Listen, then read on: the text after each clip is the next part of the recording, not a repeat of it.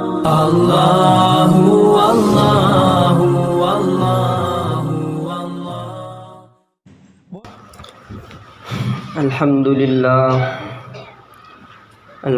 للہ نحمده ونستعینه ونستغفره ونؤمن به ونتوکل علیہ ونعوذ باللہ من شرور انفسنا ومن سیئات اعمالنا من يهده الله فلا مضل له ومن يضلله فلا هادي له ونشهد أن لا إله إلا الله وحده لا شريك له ونشهد أن سيدنا وسندنا وحبيبنا ومولانا محمدا عبده ورسوله الذي أرسل بالحق بشيرا ونذيرا إن الله وملائكته يصلون على النبي يا أيها الذين آمنوا صلوا عليه وسلموا تسليما اللهم صل وسلم وبارك على سيدنا محمد وعلى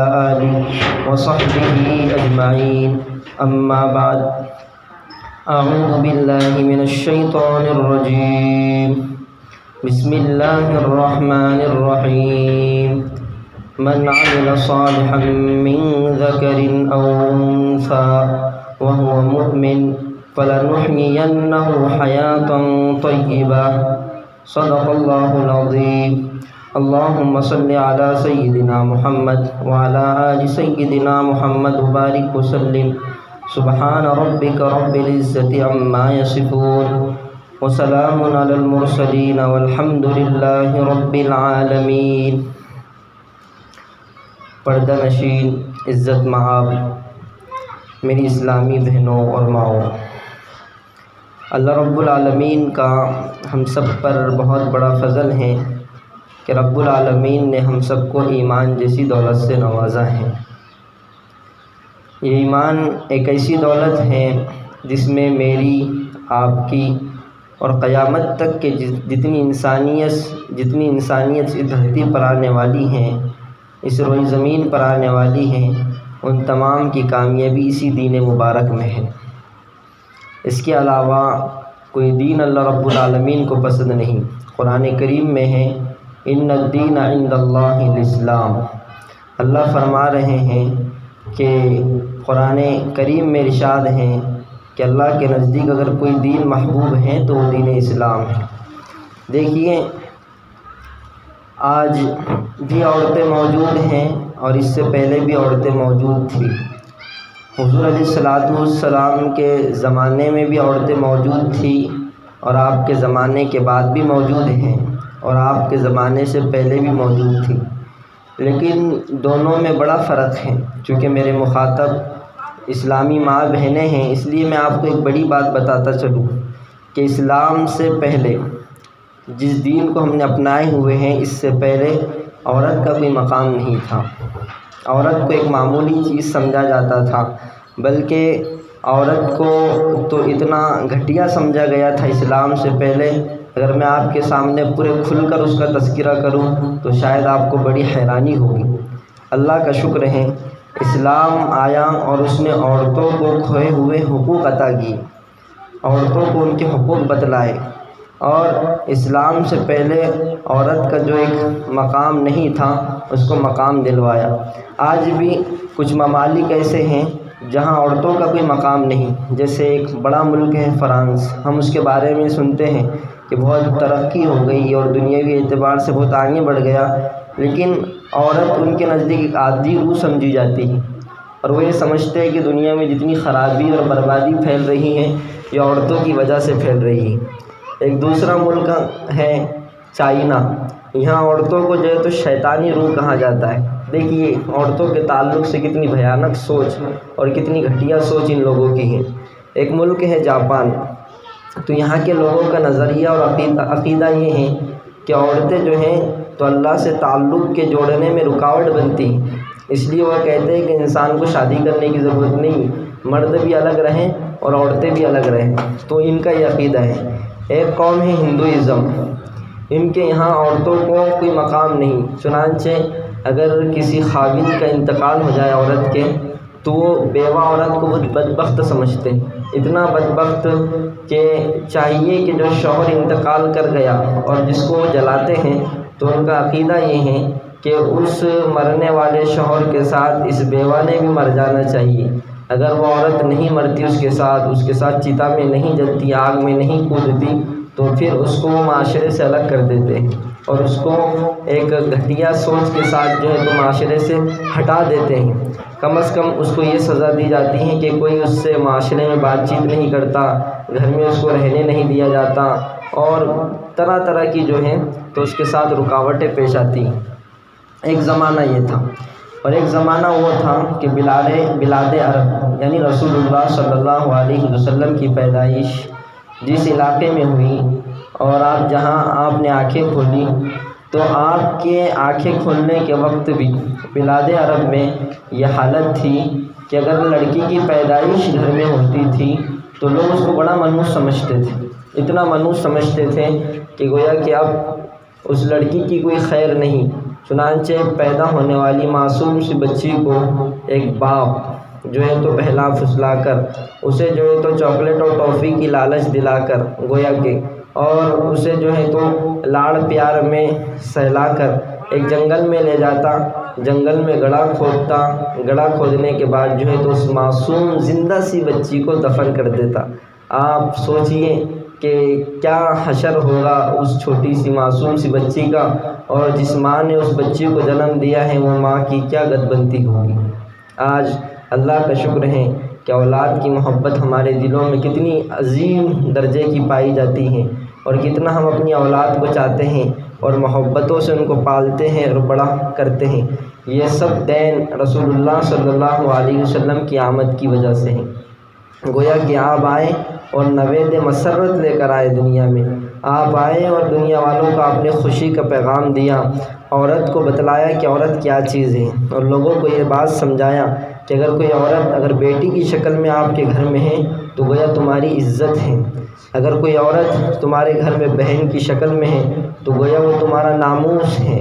لوگوں کو سمجھایا کہ اگر عورت بیوی کی شکل میں تمہارے گھر میں ہے تو گویا تمہاری زندگی کی ساتھی ہے، اگر کوئی عورت ماں کی شکل میں تمہارے گھر میں ہے تو اس کے قدموں کے نیچے جنت ہے۔ یہ رسول اللہ صلی اللہ علیہ وسلم نے پیغام دیا، لوگوں کو سمجھایا، عورتوں کے حقوق دلائے، عورتوں کو ان کا مقام بتلایا، یہاں تک کہ فضیلتیں بیان کی۔ ایک وقت وہ تھا کہ باپ اپنی بچی کو جو ہے تو دفن کرنے لے جا رہا تھا، اور لے جاتے تھے اور دفن کر دیتے تھے۔ رسول اللہ صلی اللہ علیہ وسلم نے فرمایا کہ اگر کوئی اپنی 2 بیٹیوں کی پرورش کرے، ان کی تربیت کرے، ان کے اچھے نام رکھے، اور یہاں تک کہ ان کی مناسب جگہ شادی کر دے، تو رسول اللہ صلی اللہ علیہ وسلم نے ارشاد فرمایا کہ وہ ایسی جنت میں ہوگا کہ اس کی جنت ایسی ہوگی جیسے ہاتھ کی 2 انگلیاں ایک دوسرے کے ساتھ ہوتی ہیں۔ ایک بات تو یہ ہوئی کہ اسلام نے عورت کو مقام بتلایا کہ آپ کا مقام بہت بڑا اور بہت بلند ہے۔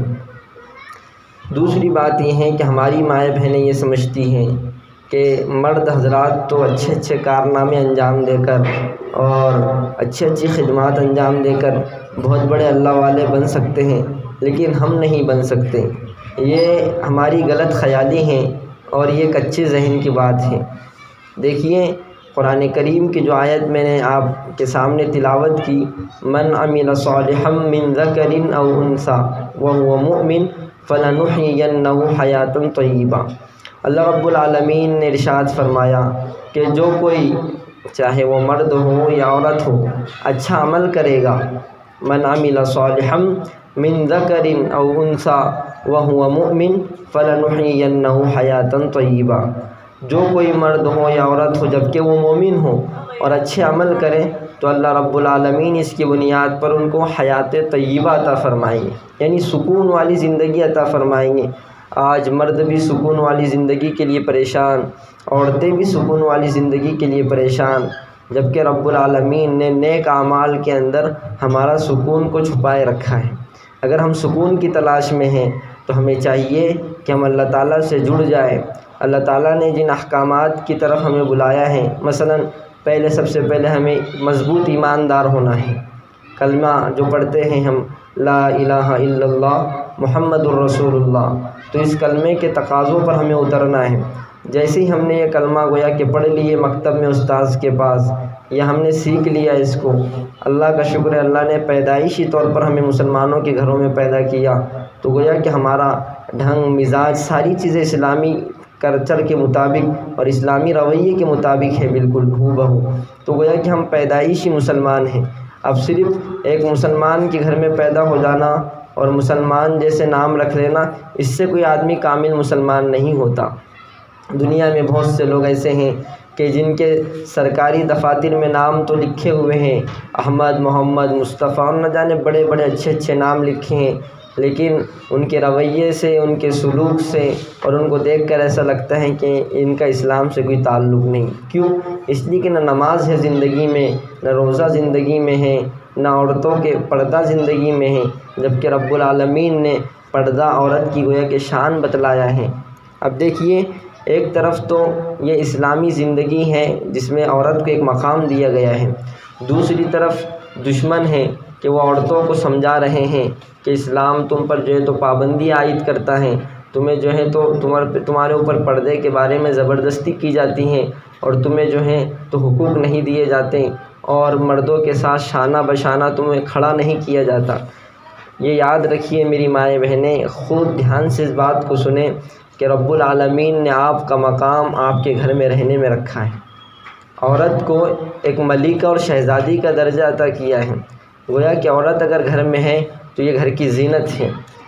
آپ کو دیکھو کوئی ٹینشن نہیں ہے کمانے کا، نہ کچھ نہ کیا، بلکہ یہ ساری ذمہ داری ایک مرد کی ہے۔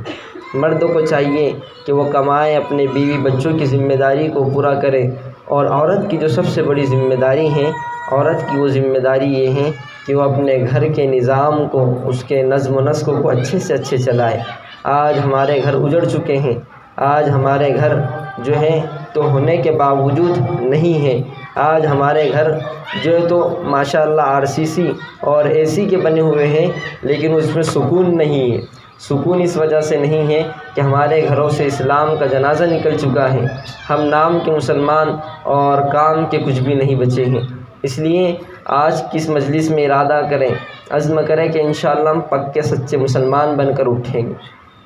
اس کے لیے 3 باتیں بڑی اہم ہیں۔ ایک تو دیکھیے، جو ہو گیا اب اس پر اللہ سے توبہ کریں۔ ندامت کے آنسو اللہ کو بہت پسند ہیں۔ جو بندے اور بندیاں اللہ کے سامنے روتے ہیں، بلبلاتے ہیں، سسکیاں بھرتے ہیں، تو اللہ کو ان کا رونا بڑا پسند آتا ہے، اور اللہ ان کے لیے معافی کے فیصلے کر دیتے ہیں۔ ایک تو یہ۔ دوسرا، ہم شکر گزاری کے ساتھ زندگی گزاریں۔ شکر اللہ کو بہت پسند ہے۔ جو عورتیں یا جو مرد شکایتیں والی زندگی گزارتے ہیں تو اللہ ان کی شکایتوں کی وجہ سے، ان کی ناشکری کی وجہ سے ان سے نعمتوں کو چھین لیتے ہیں۔ قرآن کریم میں ہے لَإِن شَكَرْتُمْ لَأَزِيدَنَّكُمْ وَلَإِن كَفَرْتُمْ إِنَّ عَذَابِي لَشَدِيدٌ۔ اللہ فرما رہے ہیں کہ جو کوئی شکر گزاری کرے گا تو ہم اس شکر گزاری کی وجہ سے ان کی نعمتوں میں اضافہ کریں گے، اور جو ناشکری کرے گا تو اللہ تعالیٰ جو نعمتیں ہیں اس کو چھین لیں گے، اور اللہ کے یہاں دردناک عذاب ہے۔ دیکھیے، اگر اللہ رب العالمین نے ہمیں کرائے کا مکان دیا ہے تو اس پر بھی شکر ہم کر سکتے ہیں۔ وہ کیسے؟ دیکھیے، یہ بات ذہن میں رکھیں، اگر شکر گزاری کا مادہ اپنے اندر ہمیں پیدا کرنا ہے اور شکر گزاری کی صفت اپنے اندر پیدا کرنا ہے تو ہمیشہ اپنے سے نیچے والے لوگوں کو دیکھنا ہے، ان کو حقیر نہیں سمجھنا بلکہ اپنی عبرت کے لیے۔ اور اگر اپنوں سے بڑے لوگوں پر نظر رہے گی تو اللہ کی ناشکری عام طور پر پیدا ہوں گی۔ دیکھیے، اگر آپ کا خود کا گھر نہیں ہے، آپ کرائے کے گھر میں رہتی ہیں، تو آپ یہ سوچئے کہ اللہ کا شکر ہے کہ اللہ رب العالمین نے اتنے پیسے، اتنی آمدنی اور اتنا خرچ ہم کو دیا ہے کہ ہم اس کے ذریعے سے کم کرائے کے گھر میں تو رہ سکتے ہیں۔ کتنے بندے اور بندیاں ایسی ہیں جن کو سر چھپانے کے لیے پتھر بھی نصیب نہیں ہے، چھت بھی نصیب نہیں ہے، وہ بچتانوں پر کھا رہے ہیں، کھا رہی ہیں، بچتانوں پر پی رہی ہیں، اور اگر کوئی دے دیتا ہے تو بھیک مانگ کر کھا لیتی ہیں۔ اللہ نے یہ نوبت تو ہمارے اوپر نہیں لائی، الحمدللہ ہمارے گھر کے ذمہ دار کما رہے ہیں اور ہمیں لا کر کھلا رہے ہیں۔ تو یہ اللہ کا شکر ادا کرنا چاہیے۔ بعض عورتوں کا یہ مزاج ہوتا ہے کہ کتنی بھی نعمتیں ان کے مرد لا کر ان کو دیں تو وہ ناشکری کرتے ہیں اور ہمیشہ یہ سمجھتے ہیں کہ کچھ نہیں اور کیا نہیں۔ ایسا نہیں ہونا چاہیے۔ اس مزاج کی وجہ سے اللہ تعالیٰ نعمتوں میں کمی کر دیتے ہیں۔ تو ایک بات تو یہ کہ ہمیں اپنے آپ کو ندامت والا بنانا ہے، دوسرا شکر گزاری والا بنانا ہے، اور تیسرا یہ کہ اپنے آپ کو اعمال والا بنانا ہے۔ اگر اعمال والے ہم بن گئے، یعنی نماز پڑھنے والے بن گئے، تو اللہ کی طرف سے بڑی بڑی نعمتیں ہم کو ملیں گی۔ ایک حدیث میں ہے کہ جو شخص، اب اس میں مرد بھی آ گئے اور عورتیں بھی آ گئیں، جو نماز کا اہتمام نہ کرے تو اللہ رب العالمین فرماتے ہیں کہ اس پر میری کوئی ذمہ داری نہیں۔ جب رب العالمین ذمہ داری کو ہٹا لے رہے ہیں، جس نے ہم کو پیدا کیا اور جس نے ہمیں کائنات میں عزت بخشی، اگر وہی رب العالمین ذمہ داری سے ہاتھ اٹھا لے تو بتاؤ ہمیں کون بچا سکتا ہے؟ تو اس لیے آپ اہتمام کیجئے نماز کا۔ نماز میں رب العالمین نے ساری پریشانیوں کا حل رکھا ہے۔ اگر ہماری زندگی نماز والی ہوگی تو گھر کے سارے مسائل حل ہوں گے۔ نماز کو پریشانیوں کے دور کرنے کے لیے نہیں پڑھا جاتا، نماز تو اس لیے پڑھی جاتی ہے کہ نماز اللہ کا حکم ہے۔ دیکھیے، ہم نے دیکھا ہے کہ دنیا میں اگر ہم کسی کے ساتھ تھوڑا سا احسان کرتے ہیں تو وہ کتنا ہمارا فرما بردار بن جاتا ہے۔ ایک جانور کی مثال لے لیجئے، اگر کسی بکری کو ہم چارہ ڈالتے ہوں یا کسی کتے کو ہم ہڈیاں ڈالتے ہوں تو وہ بکری بار بار ہمارے گھر کے سامنے آتی ہیں اور بڑی محبتوں کے ساتھ ہمارے چبوترے پر آ کر بیٹھتی ہیں۔ اگر کسی کتے کو ایک ہڈی یا روٹی کا ٹکڑا ڈال دیں تو وہ کتا رات بھر ہماری گھر کی نگہبانی کرتا ہے۔ دیکھیے، گھر کا جو فرد ہوتا ہے اگر وہ آ جائے تو کتا بھونکتا نہیں، اور باہر کا کوئی گھر کے سامنے سے گزر جائے تو وہ بھونکنا شروع کر دیتا ہے۔ گویا کہ ایک روٹی اور ہڈی کی وجہ سے وہ پورے گھر والوں کی حفاظت کر رہا ہے، پورے گھر والوں کی حفاظت کر رہا ہے۔ اور ہمارا رب ہمیں اتنی نعمتیں کھلا رہا ہے کہ جس کی کوئی انتہا نہیں۔ اگر اللہ کی نعمتوں کو ہم گننا چاہے تو نہیں گن سکتے۔ گنیے آپ، کبھی دواخانوں کے دورے اگر ہم نے کیے ہوں گے تو دیکھیے لوگ کیسے کیسے پریشان اور کیسے کیسے مرضوں میں مبتلا ہیں۔ اللہ کا شکر ہے کہ اللہ نے ہمیں مرضوں سے اور دواخانوں سے بچا رکھا ہے۔ یہ اللہ کی کتنی بڑی نعمت ہے۔ ہم کیا سمجھتے کہ ہمارے پاس کچھ نہیں میری ماؤں بہنوں، اگر تھوڑا تصور کریں گے، تھوڑا غور کریں گے تو پتہ چلے گا اللہ نے ہمیں نعمتیں کتنی دی ہیں۔ اللہ نے 2 صحیح سلامت آنکھیں دی ہیں۔ آپ دیکھیے لوگ دواخانوں میں، ہاسپٹلوں میں جو پڑے ہوئے ہیں، آنکھوں کے مریض جن کی بینائی چلی گئی ہیں، وہ ہزار لاکھ کروڑ روپئے دے کر اپنا خرچ بھر رہے ہیں، لیکن ان کی بینائی واپس نہیں لوٹ رہی ہے۔ ہم کو اللہ نے فری میں آنکھیں دی ہیں۔ کتنے لوگ ایسے ہیں جو ایکسیڈنٹ کے اندر ان کے ہاتھ پیر ٹوٹ گئے ہیں اور وہ چلنے پھرنے سے معذور ہو گئے ہیں، لیکن اللہ کا شکر ہے کہ اللہ نے صحیح سلامت ہمیں رکھا ہے۔ تو دیکھیے اللہ کا بہت بڑا شکر ہے۔ ایک عجیب واقعہ نعمتوں کے اعتبار سے دیکھیے کہ اللہ نے ہمیں کھلا بھی دیتا ہے اور ہاضمہ بھی ہمیں کر دیتا ہے۔ یہ اللہ کی بہت بڑی نعمت ہے۔ اگر کوئی انسان کھائے اور اس کے ہاضمے کی جو کیفیت ہے اگر اللہ اس کو ختم کر دے تو کتنی بڑی پریشانی کی بات ہے۔ حضرت پیر صاحب نے ایک واقعہ لکھا ہے کہ ایک شخص ایک جگہ وہ مہمان بن کر گئے تو انہوں نے کھانا وانا کھایا، رات کافی دیر ہو گئی تھی۔ اس کے بعد دیکھا کہ ان کے جو ساتھ میں میزبان تھے وہ کرسی پر بیٹھے ہیں۔ حضرت تہجد کے لیے اٹھے تھے، تہجد کی نماز پڑھے تو وہ دیکھا کہ وہ ویسے ہی بیٹھے ہوئے ہیں۔ تو حضرت نے ان سے کہا کہ آپ ذرا آرام کر لیجئے۔ تو کہا کہ حضرت میں لیٹ نہیں سکتا۔ تو کہا کہ کیوں؟ کہا مجھے ایسی بیماری ہے کہ اگر میں لیٹ جاؤں تو جو کھاتا ہوں سب منہ کے راستے سے باہر آ جاتا ہے۔ تو کئی سال ہو گئے کہ میں نے اپنی پیٹھ کو بستر پر نہیں لٹایا۔ تو اتنی بڑی بڑی بیماریاں لوگوں کو آج لگی ہوئی ہیں۔ اللہ کا شکر ہے کہ اللہ نے ہم سب کو جو ہے تو ایک تندرست رکھا۔ تو اب ہمیں چاہیے کہ ہم نمازوں کا خوب اہتمام کریں۔ دوسری بات یہ ہے کہ اللہ تعالیٰ نے ہمیں اولاد دی ہے۔ یہ اولاد اللہ کی بہت بڑی نعمت ہے۔ جن کو ملی ہے وہی سمجھ سکتے ہیں کہ اولاد، جن کے پاس نہیں ہے وہ اولاد کی قدر جانتے ہیں۔ دیکھیے جن کو اولادیں نہیں ہے وہ مولانا کے پاس ادھر ادھر، بعض مرتبہ مجبوری میں تو درگاہوں پر بھی سجدہ کر دیتے جو شرک ہے۔ اس کے پاس جا کر اور فلاں بابے کے پاس جا کر، فلاں بزرگ کے پاس جا کر شرکیہ کلمات کہنا ہو یا شرکیہ عمل کرنا ہو، وہ سب اولاد کے چکر میں کر لیتے ہیں۔ لیکن افسوس اس بات پر ہے، وہ تو ٹھیک ہے گناہ گار ہے ہی، لیکن جن کو اللہ نے اولاد کی نعمت سے نوازا ہے وہ اپنی بچوں کی صحیح سے تربیت نہیں کر رہے۔ جب راستے سے گزرتا ہوں تو اتنی تکلیف ہوتی ہے جب ہم بچوں کی گالیاں سنتے ہیں، اتنی خطرناک گالیاں ہمارے بچے دیتے ہیں کہ کان میں جب پڑتی ہے تو دل ٹوٹ جاتا ہے کہ ہائے، یہ ہمارے مسلمانوں کے بچے جن کا مستقبل ایک روشن ہونا چاہیے، یہ ایسی گالیاں دے رہے۔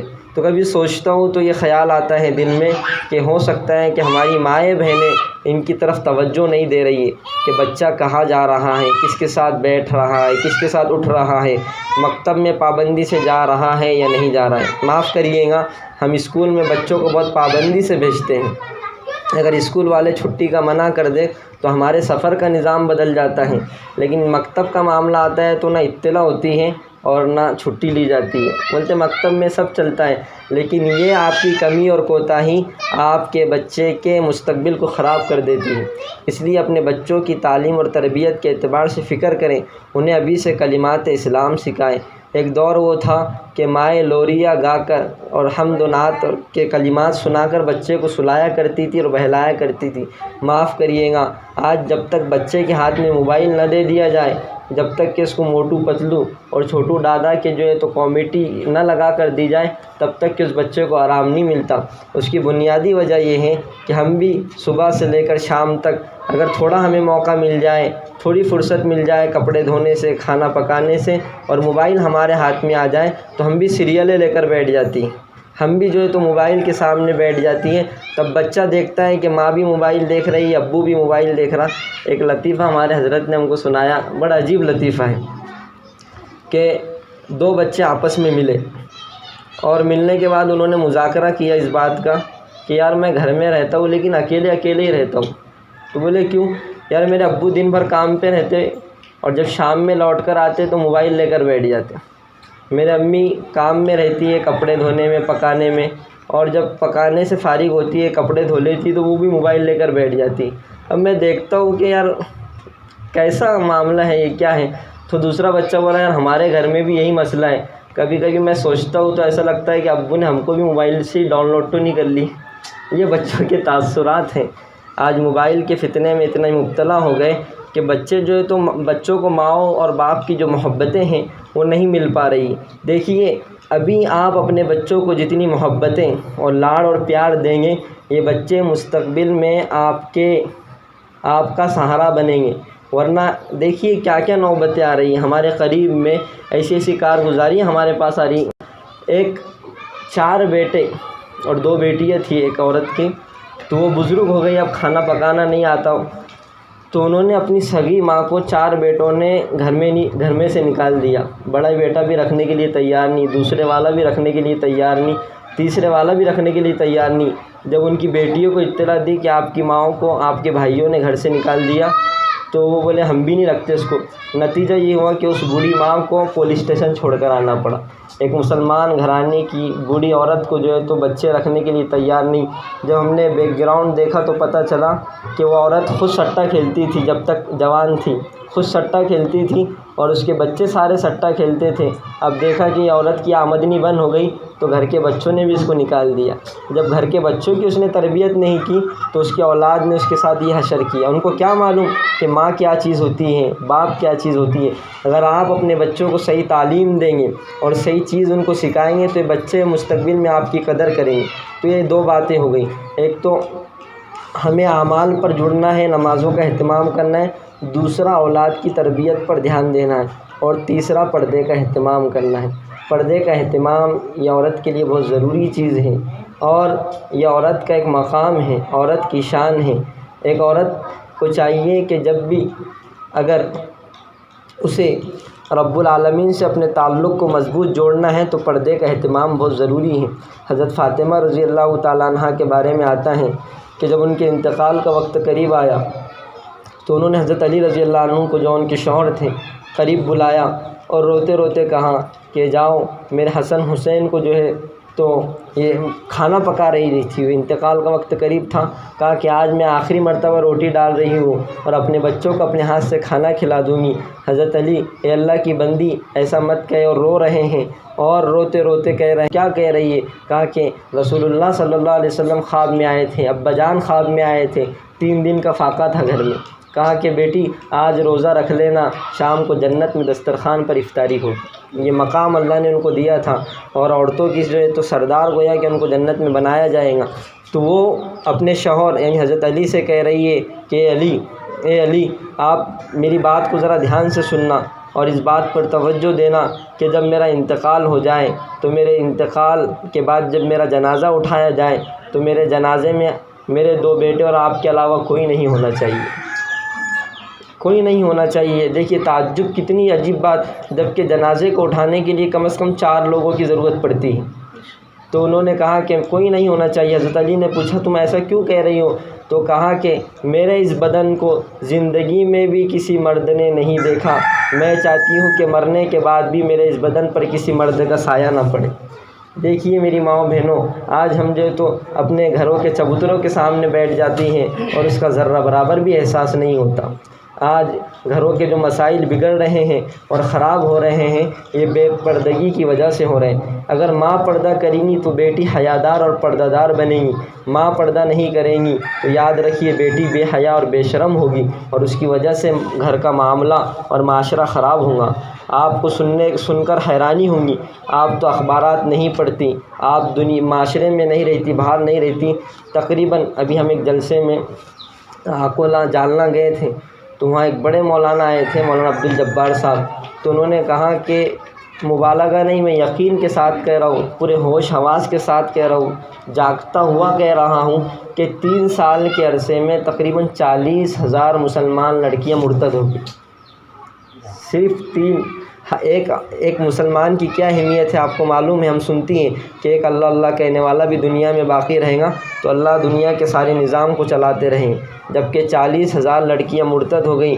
اور آپ ذرا دھیان سے سننا اس بات کو کہ اب یہ ارتداد ہمارے شہر تک بھی پہنچ گیا ہے، اس لیے بہت حساس رہنے کی ضرورت ہے۔ اپنے آپ کو اینڈرائڈ موبائل سے بچائیے۔ اپنے بچوں کو تعلیم اگر دے رہے ہیں تو میں ذرا کڑوا جملہ کہہ رہا ہوں، ٹھیک ہے ان کو تعلیم دیجیے لیکن ان کی نگرانی ضرور رکھیے۔ آپ تم بولیں گے کہ مولانا ہم کو اپنے بچوں کو نہیں، اگر آپ اپنے بچوں کے مستقبل کو سنوارنا چاہتے ہیں تو آپ کو چاہیے کہ آپ اپنے بچوں کی نگرانی کریں موبائل کے اعتبار سے، خصوصاً لڑکیوں کے پاس موبائل نہ دیں کہ موبائل کی وجہ سے ان کے گھر برباد ہو گئے۔ آج ہم سمجھاتے ان کو تھک گئے لیکن شوہر ماننے کے لیے تیار نہیں، اس کی بنیادی وجہ یہ موبائل بنا ہے۔ اس لیے اپنی بچیوں کو موبائل سے دور رکھیے، اپنے بچوں کو موبائل سے دور رکھیے۔ آپ تو سو جاتے ہیں، آرام کرتے ہیں، لیکن رات کے 1-1, 2-2, 3-3 بجے تک آپ کے بچے گلیوں میں موبائل لے کر بیٹھتے ہیں۔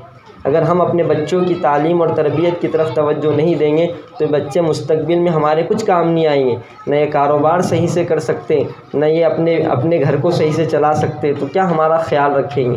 اس لیے پردے کے اہتمام کے ساتھ اولاد کی طرف خصوصاً توجہ دینے کی ضرورت ہے۔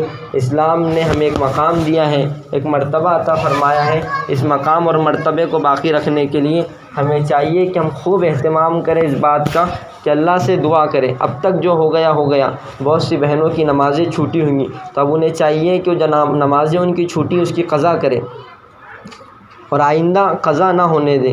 اللہ تعالیٰ نے آپ کو مجبوری میں چھٹی دے رکھی ہے، لیکن اس کے علاوہ آپ نماز کو ہرگز نہ چھوڑیں۔ یہ عزم کر لیں کہ انشاءاللہ موت کی شام تک کبھی نماز نہیں چھوڑیں گے، یہ عزم کریں، ارادہ کریں۔ دوسرا یہ کہ اپنے گھر میں دین کو زندہ کرنے کے لیے اللہ تعالیٰ نے ایک نظام ہم کو دعوت والا دیا ہے، دعوت والا مزاج، دعوت والی نسبت دی ہے کہ گھر میں تعلیم کو زندہ کر اپنے گھر کے ماحول کو بنانا۔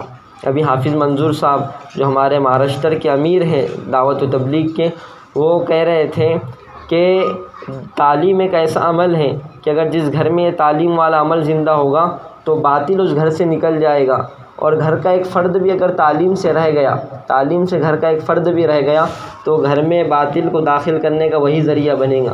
اس لیے گھر میں جب سب لوگ جمع ہو جائے، سب جڑ جائے، تو کم از کم آپ 5 منٹ سے ابتدا کیجیے، 10 منٹ سے ابتدا کیجیے، لیکن تعلیم کا آغاز کیجیے۔ اپنے گھروں میں فضائل اعمال ہونی چاہیے، اور فضائل اعمال میں سے تعلیم کرنا چاہیے۔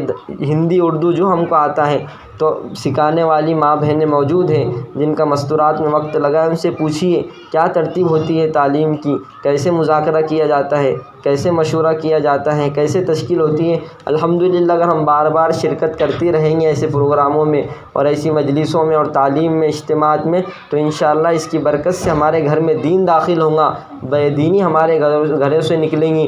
بہت سی عورتیں پریشان ہوتی ہیں کہ ہمارے گھر میں پریشانیاں کیوں ہیں، ہمارے گھر میں مصیبتیں کیوں ہیں۔ سب سے بڑی مصیبت ہم خود قرآن کریم میں ہیں، وما اصابکم من مصیبت فبما کسبت ایدیکم ویعفو عن کثیر۔ اللہ فرما رہے ہیں کہ تمہارے اوپر جو کوئی مصیبت اور پریشانی ہے یہ تمہارے کیے کرائے کا بدلہ ہے۔ یہ تم نے جو کوتاہیاں کی، نمازیں نہیں پڑھی، اللہ سے مدد نہیں مانگی، اللہ سے دور رہی، اس کی وجہ سے گویا کہ یہ مصیبتیں اور حالات ہیں۔ لوگ باہر بہت پریشان ہیں، پریشانیاں ہم سمجھ سکتے ہیں، خصوصاً مسلمانوں پر حالات ہیں۔ ان حالات میں ہمیں اعمال کے اعتبار سے بڑھنا چاہیے۔ میرے پاس وقت کم ہے، ورنہ آپ کا کیا مقام ہے، آپ کی کوکھ سے کیسے لوگ پیدا ہوئے میں آپ کو بتاتا، گھنٹوں اس کے لیے چاہیے۔ ایک مختصر سا واقعہ آپ سن لیجئے۔ اگر آپ یہ سمجھتے ہوں گے کہ ماں کی کوئی حیثیت نہیں، تو آپ سمجھ لیجئے ماں کی کیا حیثیت ہے۔ ایک بزرگ کا واقعہ کتابوں میں لکھا ہے، جن کو حضرت کنز شکر رحمۃ اللہ علیہ کے نام سے جانا جاتا ہے۔ ان کو اللہ تعالیٰ نے عجیب کمال عطا فرمایا تھا کہ لوگ ان کے چہرے کو دیکھتے تھے اور کلمہ پڑھ لیا کرتے تھے۔ بڑا تعجب ہوا کہ یہ کیا ہو رہا ہے، تو چنانچہ غیروں کو تھوڑی یہ بات نامناسب لگی کہ یہ تو مذہب تبدیل کرواتے ہیں اور ایسا کرتے ہیں، یوں کرتے ہیں، تو ان کے خلاف عدالت میں کیس درج کرایا گیا۔ ان کے خلاف کیس ہوا۔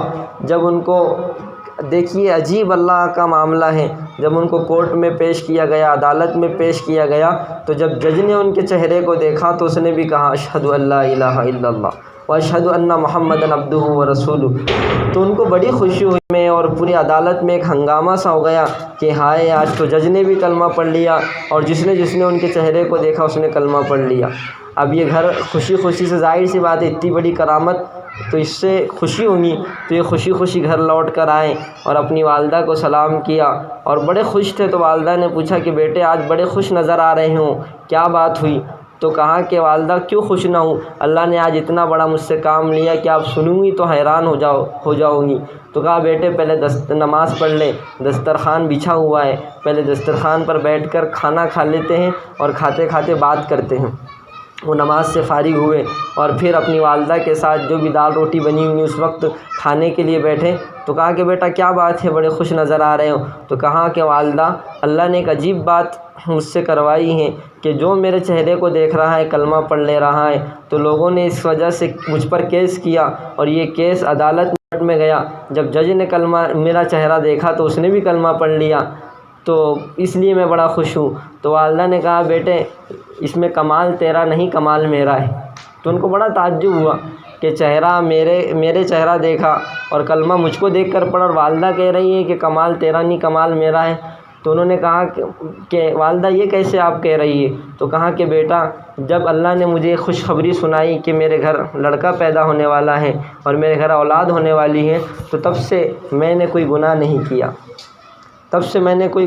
کیا، کسی کی غیبت نہیں کی، کسی کی چغلی نہیں کی، اور کبھی جھوٹ نہیں بولا، اور نماز نہیں چھوڑا۔ ساری باتیں انہوں نے سنائی اور کہا کہ میں اللہ سے دعا کرتی تھی، اے اللہ جو میرے گھر بچہ پیدا ہونے والا ہے اس کو محنت کرنے کی ضرورت نہ پڑے، بلکہ لوگ اس کے چہرے کو دیکھے اور کلمہ پڑھ لیا کرے۔ وہ مولانا اور وہ بزرگ اپنی ماں کے قدموں میں روتے روتے گر گئے، کہا بے شک والدہ اس میں کمال میرا نہیں، کمال آپ کا ہے۔ تو یہ ہوتی ہے تربیت۔ آج ہمارے گھروں میں جو تو تربیت کا نظام نہیں بچا، اس لیے ہم پریشان ہیں۔ آج ساس بہو میں جھگڑے، ماں بیٹیوں میں جھگڑے، ماں بیٹیوں کے تو کبھی سننے کو نہیں ملے تھے، لیکن اب وہ بھی تربیت نہ ہونے کی وجہ سے بیٹیاں ماؤں پر حاوی ہو رہی ہیں اور وہ ماؤں کا کہنا اور سننا نہیں مان رہی۔ کل تک تو سنا جاتا تھا کہ بہو میں اور ساس میں جھگڑے بہت ہوتے ہیں۔ اگر بہو اور ساس کے جھگڑوں کو بھی مٹانا ہے تو ایک مختصر سی بات سن لیجیے۔ ایک بہو اپنی ساس سے بہت پریشان تھی اور ہمیشہ گھر میں جھک جھک چڑچڑا مزاج چلتا تھا، اور اس نے شوہر کے پاس اپنی ساس کی شکایت کرنا، ساس نے بیٹے کے پاس جو ہے تو بہو کی گویا کہ شکایت کرنا، یہ چلتا رہا۔ ایک دن عورت بہت پریشان ہوئی اور اس نے یہ ارادہ کیا کہ آج ساس کا معاملہ ختم ہی کر دیں گے، بہت بڈھی ستاری، اس طرح کر کے اس نے کہا کہ اب اس کو نمٹا ہی دینا ہے۔ تو یہ حکیم صاحب کے پاس گئی اور حکیم صاحب کے پاس روتے روتے گئی، کہا کہ میری ساس مجھ کو بہت ستا رہی، بہت تکلیف دے رہی، حکیم صاحب مجھے کوئی ایسی دوا دو، ایسا زہر دو کہ میں اس کو پانی میں گھول کر پلا دوں اور وہ مر جائے۔ حکیم صاحب بڑے سمجھدار تھے، انہوں نے کہا بیٹی ایسا نہ کر، اللہ سے ڈر، اور اس کو سمجھایا، اور پھر کہا کہ ٹھیک ہے اگر تو نہیں مانتی ہے تو ایک کام کر کہ میں تجھے ایک ایسی دوا دیتا کہ جس کی وجہ سے لوگوں کو شک بھی نہیں ہونا کہ تو نے تیری ساس کو مارا کر کے۔ تو تیار ہو گئی کیونکہ مارنا ہی تھا اس کو، تو کہا کہ ٹھیک ہے آپ جو بتائیں گے جیسا کہیں گے میں تیار ہوں۔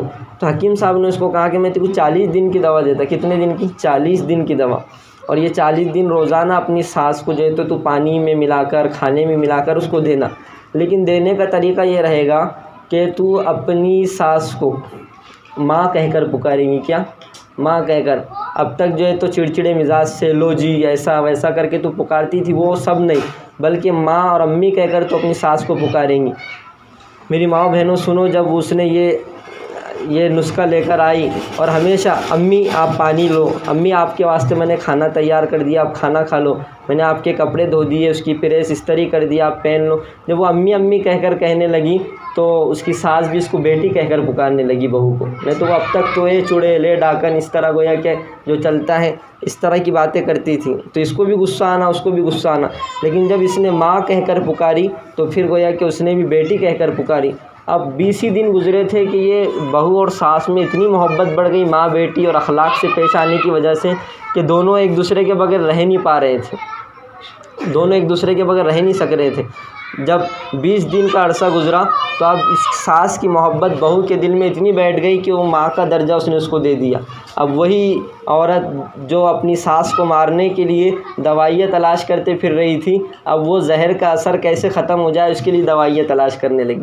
وہ حکیم صاحب کے پاس گئیں اور کہنے لگی حکیم صاحب غلطی میری تھی، جیسے ساس کی عزت کرنا چاہیے تھا، ساس کو ماں کا درجہ دینا چاہیے تھا، میں نے نہیں دیا، اس لیے مجھے معاف کر دیجئے، مجھ سے غلطی ہو گئی۔ تو حکیم صاحب نے کہا کہ بیٹی بس یہی سمجھنے کی چیز تھی، اللہ تجھ کو خوش رکھے، وہ دوائیاں جو ہے تو مارنے کے لیے نہیں بلکہ قوت اور طاقت کی دوائیاں ہیں، جا جیتے رہو اس طرح محبت سے ہمیشہ رہو۔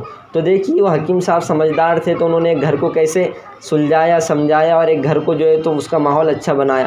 تو ہمیں بھی چاہیے کہ ہم اپنے گھر کے نظام کو جو ہے تو اچھے سے اچھا بنائیں۔ ایک عورت کی ذمہ داری، عورت گھر کی ملکہ ہے، اس کو چاہیے کہ اپنے گھر کے نظام کو اچھے سے اچھا بنائے۔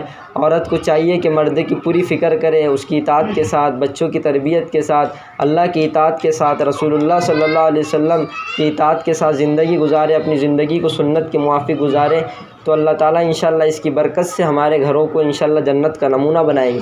اس کے لیے تعلیم والے عمل کو روزانہ اپنے گھر میں پابندی سے کرے، سب کی کارگزاری لے، سب کو نمازوں کے لیے اٹھائے۔ ہم جمعہ کے لیے جیسے اپنے گھر والوں کی تیاری کر کے دیتے ہیں نماز کے لیے، تو روزانہ اگر ان کا ایسی تیاری کر کے نماز کے لیے بھیجیں، ایسا لگنا چاہیے کہ ہر نماز گویا کہ ہمارے لیے جمعہ کی نماز ہے، ہر نماز ہمارے لیے گویا کہ عید کی نماز ہے۔ جیسے چاند رات کے موقع سے ہم نماز کو بھیجنے کا اہتمام کرتے ہیں، اگر روزانہ فجر میں اٹھائے، ظہر میں ان کو بھیجے، اگر اس طرح ہم پابندی سے عورتیں اگر پابندی سے یہ کام کرتی رہیں گی تو انشاءاللہ ہمارے گھر کا نظام بنے گا۔ اللہ تعالیٰ سے دعا ہے کہ اللہ تعالیٰ ہم سب کو 100% اسلام پر چلنے کی توفیق عطا فرمائے۔